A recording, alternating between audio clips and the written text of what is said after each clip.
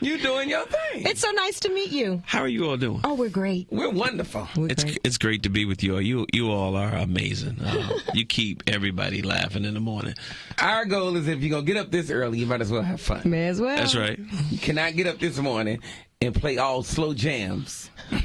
Hello? And sleep doing radio. You need fast songs, right? Yeah, that's right. To keep you going. So now, how long have you been doing radio? I've been doing radio now for about, almost 18 years. Wow. So you started out doing secular. Yep. And the Lord saved you. And you left the devil's territory, came over to God's camp. Why his eyes look like that when he say that? Because I started looking like Jesus.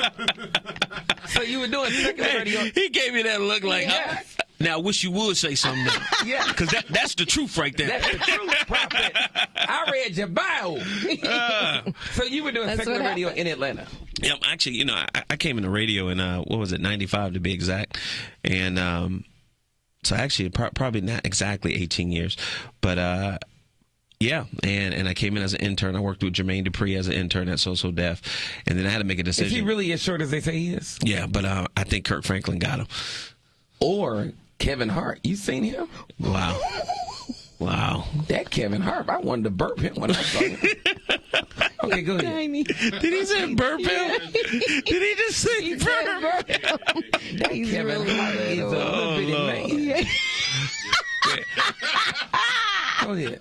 I had to make a decision. Was it going to be records or was it going to be radio? And so in 95, I chose radio. And I came in as an intern. I did production, promotions, and I produced a show. Matter of fact, Shaka Zulu, he's Ludacris manager. He had a show called The B-Side. And so after doing all of that, production, promotion, and producing, I said, man, I want my own show. And I kid you not, I would just pray and say, God, it has to be something more than this. And then in 97, I got fired.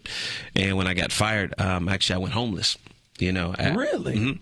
I created my own promotion and marketing company, and it was doing extremely well.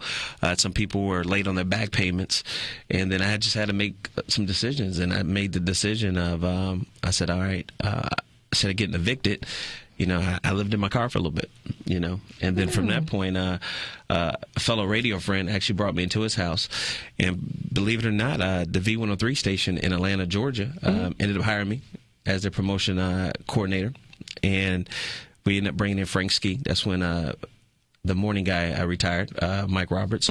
And kid you not, they offered me a job in Macon, Georgia, to be on the radio. And I wanted to be on the air so bad that I took it. So I went from being in a big market to a small market. Right. And 6 months later of being in Macon, I got the call from Washington, D.C. Look at that. To go to D.C. Wow. And so I went to D.C. and I did radio there. And I was there for about 2 years. And then from that point, moved back to Atlanta, the same station that hired me, and hired me to be on the radio. Wow. Yep. Full circle. Yep. And then from It's that, a blessing in being fired sometimes. it's always a blessing. Right. And I kid you not, it really is because, Set you up. yeah, he'll set you up. And from that point, I did radio for about, 2 years, the secular side in Atlanta from 2002 I to heard 2004. you was making big money over there, too. It was nice. Yeah, a little change. They don't pay as much on the gospel side. Your reward is in He heaven. said that last time. We don't make that much over here.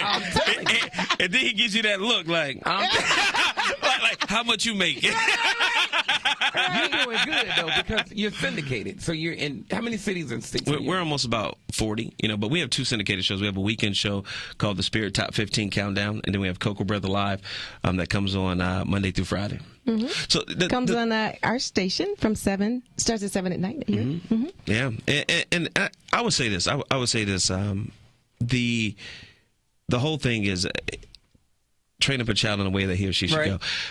My parents brought us up right. We knew right from wrong. And a lot of people say in Atlanta. Yeah. Are you born and raised in Atlanta? No, I was born in Germany.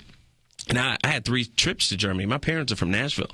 So I was an Army brat. So I lived all around the world. Wow. You name it. I lived in Seattle, Washington, to Nashville about 4 or 5 times, to Germany 3 times, and just so on and so forth. And it just got to that point. I never forget that day being on that radio station and everything just shift. What you do every Sunday, and even on this radio station, I had a prophetic moment on a hip-hop station. I was in seminary school. and this lady was getting ready to commit suicide. And you all know, in hip hop music, you don't stop the music. Right. You know, the talk, especially at nighttime, you don't. And we stopped the music, and I kid you not, man, that woman, we said, if you can get here to the station, we'll make sure you're fine. Not only did people so into her life, she had a line long as all get out to where she didn't have any money, she didn't have a place to stay. Her medical condition, she didn't know how she was going to get taken care of. Her medical condition got taken care of. She had way more places to stay at because people were just throwing homes at her, and they were just throwing money at her, and just sowed that seed. To her. And that was the transition into what we're doing now. And that's when I walked away, from the hip hop station and said, guys, we're going to run after Jesus. Wow. And that's how we're here today. That's amazing. My God. Corey Coco, brother Condrey. I mean, you got the wrong music right there. You supposed to have that shout music. Come in with this Here we go. Here it comes. Here it comes. That man told you a woman had more houses and money. You supposed to come in with the people shouting. There it is. All right, Chicago, keep your radio there. We're gonna keep talking to Coco. Now, take it down just a little bit. We come back, we're gonna talk about the saddest show you ever did with that Pastor Donnie McClurkin. We'll be back 13 It's the John Morning Show.